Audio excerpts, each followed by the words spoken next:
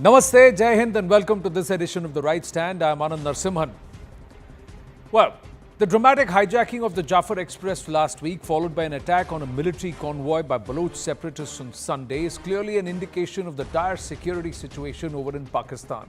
Combine this with the nation's dwindling economy, the army's constant interference, and an attempt to keep a grip on power via a quasi-puppetish government there, a civilian establishment that for 48 hours was not even aware of the operations or the counter-operations that had been mounted in Quetta and in the Bolan region, as well as the inability of the Pakistan's political parties to come together at a time of national crisis. This shows the complete breakdown of political consensus in a deeply polarized nation, and also note the absence of this coverage of this entire catastrophe and this crisis that's then gripped an entire nation, which is being spoken around the entire world, but not in Pakistan.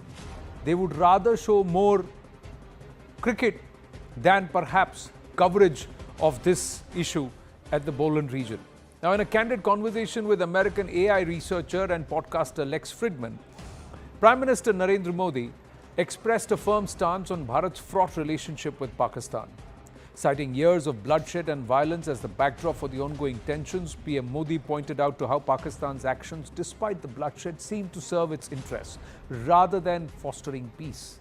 He underscored that Pakistan had been actively engaged in a proxy war with us, supporting terrorism to destabilize Bharat.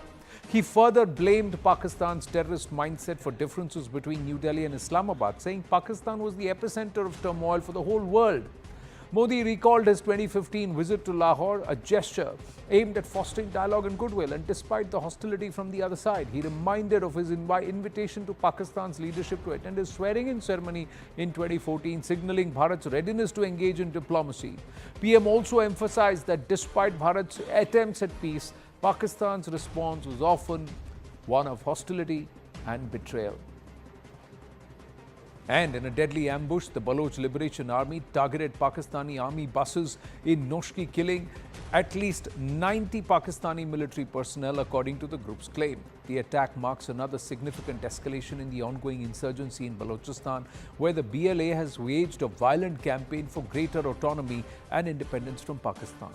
On the 11th of March, launching another assault at the Pak army, the BLA hijacked the Jaffer Express in Bolan, taking control of the vehicle and taking control of the train, holding 214 hostages. They freed all the civilians, but the BLA also claims to have executed most of the army hostages or the soldiers who it held hostage, further intensifying the group's brutal actions in the region.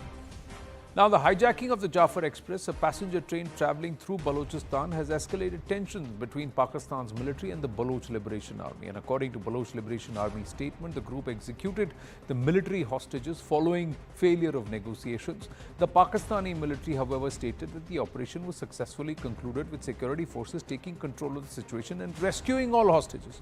The BLA also further accused the Pakistan civil establishment of ignoring their ultimatum, leading to the escalation of violence and hijacking. The Pak military confirmed that the hijacking resulted in the tragic death of 21 passengers and 4 soldiers during the operation. According to BLA, 12 of their militants were killed during the confrontation with Pakistani forces. The Pak military reported that 33 BLA militants or rebels were killed in the operation, claiming a decisive victory over the insurgent group. The BLA accusing Pakistan military of refusing to enter into negotiations. In contrast, the Pak military emphasized that all remaining passengers were safely rescued. The increasing frequency and intensity of attacks by TTP or Tehreek-e-Taliban Pakistan, placing immense pressure on Pakistan's security forces, in addition to the ongoing insurgency by groups like the Baloch Liberation Army. These attacks are part of a broader trend of escalating violence and that is destabilizing various regions of Pakistan. Pakistan stands on the cusp of balkanization at various ends, be it the Khyber Pakhtunkhwa region, or be it which is also referred to as Pakhtunistan or Balochistan, and even down in the region of Sindh, where many are upset with the decisions being taken from the Sunni Punjabi clan or the group of politicians who are trying to dominate the discourse. Let's look at these. Jan 27, 2025, Tehreek-e-Taliban Pakistan launches a complex and coordinated attack on military garrison in Pishin in Balochistan.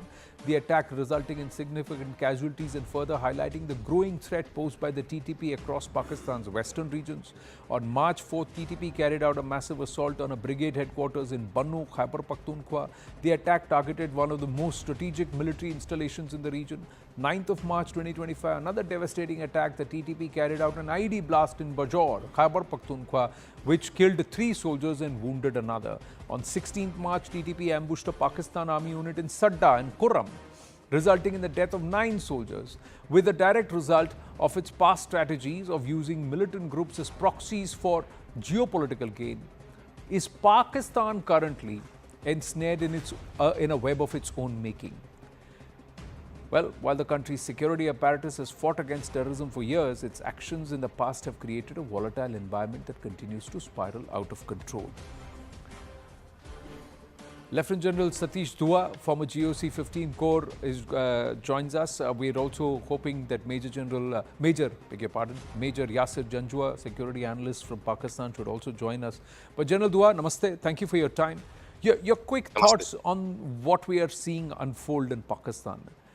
You know, oftentimes the Pak media, the Pak government, the ISPR is the first to call out and name India and RNAW's involvement in it. But is this more of their own making? Are the snakes in their own backyard coming to bite them? Anand, I think as an army officer, the first thing I would say, I'd hate to be in the shoes of Pakistan Army today. It's a beleaguered nation. And we know that Pakistan as a nation, it's all about its army. They are having problems with the Baloch of the kind of magnitude that which is still unfolding. They've been having the problems with Pashtun in the Pashtun area. They have problems politically. They have a front with Afghanistan, which they thought that will be their strategic depth. They have their issues. They're pushing in terrorists in J&K. That's another front for them. So, all in all, I do not envy them. What is happening now, and what you were mentioning, that they haven't been proper statements coming out of the establishment, or whatever is coming down is toned down figures. Well, the figures will vary. Whether it's their claims or the Baloch claims, I understand the truth will be somewhere in between.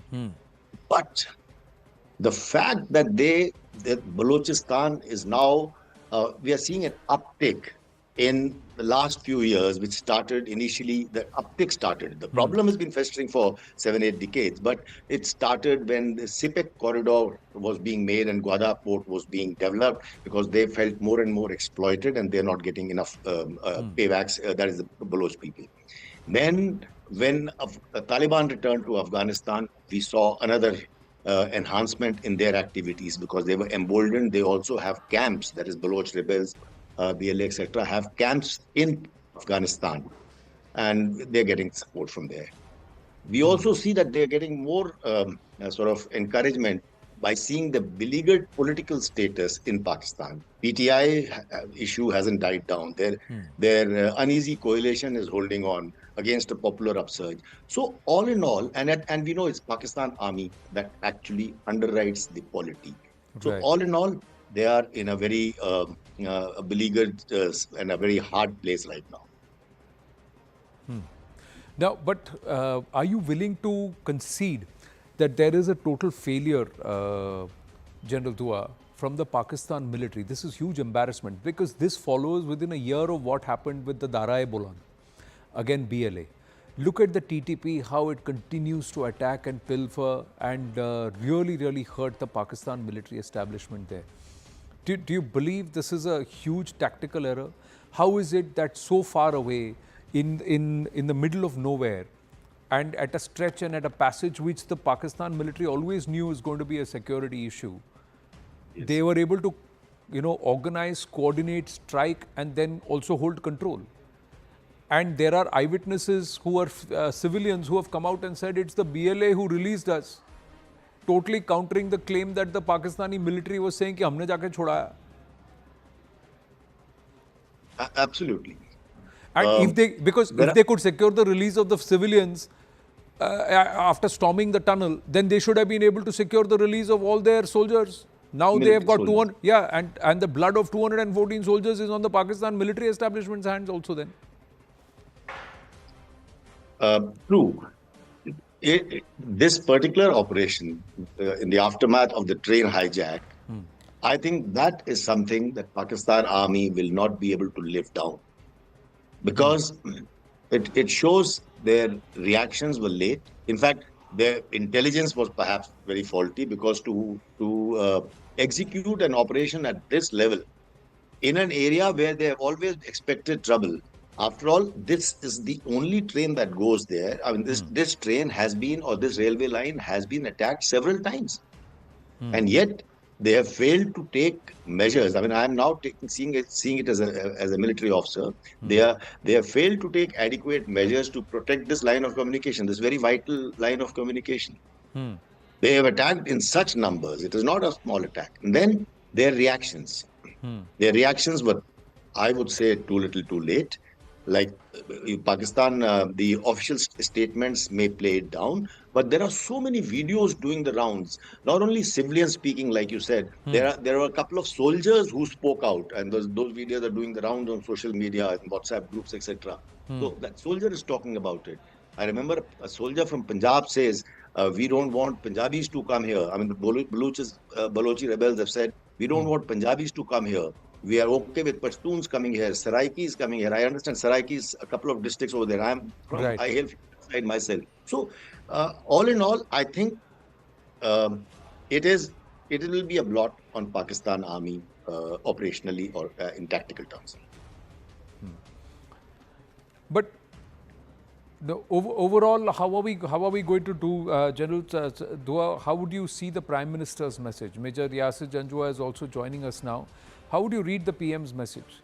That time and again, and in this, he's been quite candid, that I extended a hand of friendship, I was ready to reset the equations, but they just seem to be too obsessed with their proxy war. So then we had to deal with them in a manner they would understand. All right. I'll try not to repeat exactly what the PM said, because that is all over the media. But I mean, when he started from the partition, won't go into that. But I mean, I'll just make one point, extending on what Prime Minister said, because he was covering his term as Prime Minister. I'd go further to say, when Prime Minister Vajpayee went to Lahore to extend their hand of friendship and normalize relations, what we got in return was Kargil after a few months. When Prime Minister Modi went in 2015 and made an unscheduled halt and met Nawaz Sharif, the PM Nawaz Sharif, then we got Pathankot in return. Pathankot terror attack took place just after that. Thereafter, it was Uri. So, all in all, I think Prime Minister's message, or Prime Minister's sentiment of saying that whenever we've extended the hand of friendship, they haven't responded in kind. Major Janjua, your response? Is Pak caught in its own web of terror? Is the military establishment, Pakistani establishment, willing to give up this method? Or are they going to continue to walk down this path? Are they going to eventually get obsessed with Pakistan rather than with Hindustan? Anand, first and foremost, these political statements that your Prime Minister is making, or anybody is saying, I can give 10 such statements and I can give you evidence of 10 such things. So what you're talking about is you're trying to put a blame on Pakistan, whereas epicenter of terrorism for one moment, somebody who understands English must understand that we are the biggest victims of terrorism. So how can we be the perpetrators of terrorism? The perpetrators of terrorism are sitting on our eastern border, who have been continuously doing this. You guys have been doing this since 1947. You have not accepted the state of Pakistan. Please admit it. You don't accept it, admit it at least. You don't accept it, but you don't say it, and continue to dismember Pakistan. You did it in 71. You tried to do it in 65. You did it in 71. You've been continuously doing it. Now, in 1974, we were not the ones who went and blasted the nuclear device. You did it first. In 1998, you were the ones who did it first. So we had to reciprocate it. So every time. why do you have to he had reciprocate? Why do you have to reciprocate? your- Who attacked in your 1971 hegemonistic first? design. Who went back with 90,000 prisoners of war? Who attacked So that is Balochistan where you in are wrong. October 1947? Who You entered prove to me- Balochistan? Who entered and captured it forcibly, Major Janjua? Sir, who entered in Kargil? Who came across on this side, disguised as shepherds and militant outfits with Major Janjua? Their ID cards are still there with us. You didn't even collect your dead. We buried them, sir. You want to come and see the graves? We'll get you a visa. I will make a special request for you to come and see the visa and at least salute those soldiers who were buried in ignominy, sir. But at least with respect. That's the situation, sir. That's the situation. I don't want to, sir. You are not going to listen. Major Yasir Janjua, you have peddled your wares as someone sandwiched between Hindustan and Afghanistan. You've gone ahead and peddled yourself to the highest bidder. That's what the military establishment of Pakistan has done. You've gone ahead and groveled in front of the Americans when they wanted to use you, and then you hosted Osama bin Laden in your own backyard in Abbottabad. And then when he was neutralized and the Americans put you on the FATF grey list, you started traveling to Beijing, and then you gave off your own land, your own land that you claim that is yours, you have given it to them. Land that you have occupied, you have given it to them. Land that doesn't belong to you, that is sovereign territory of Bharat, you have given it off to them.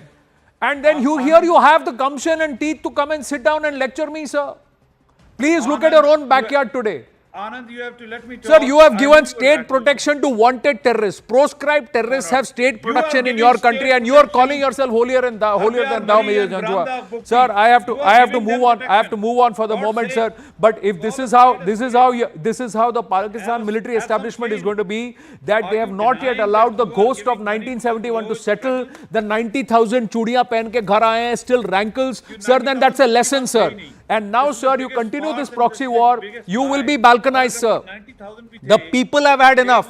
People have had enough. People of Pakhtunistan are happy on their own. They never signed up for partition in the first place. Khan Abdul Ghaffar Khan is guarantee to that. The people of Balochistan wanted their freedom. They are a guarantee to that. The people of Sindh, all those who left Hindustan for Pakistan and who you pushed down to Sindh, who are still being called muhajirs, they are also revolting.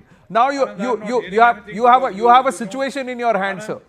Sir, I did not want to be provoked, but your utterances, it's like in denial. How can you be in so much of denial, sir, of what the reality that surrounds you? You have a university of jihad in Pakistan. It's called Pakistan, and you have a university of jihad. Nowhere in the world, nowhere else in the world is there a university of jihad. It's there in Pakistan.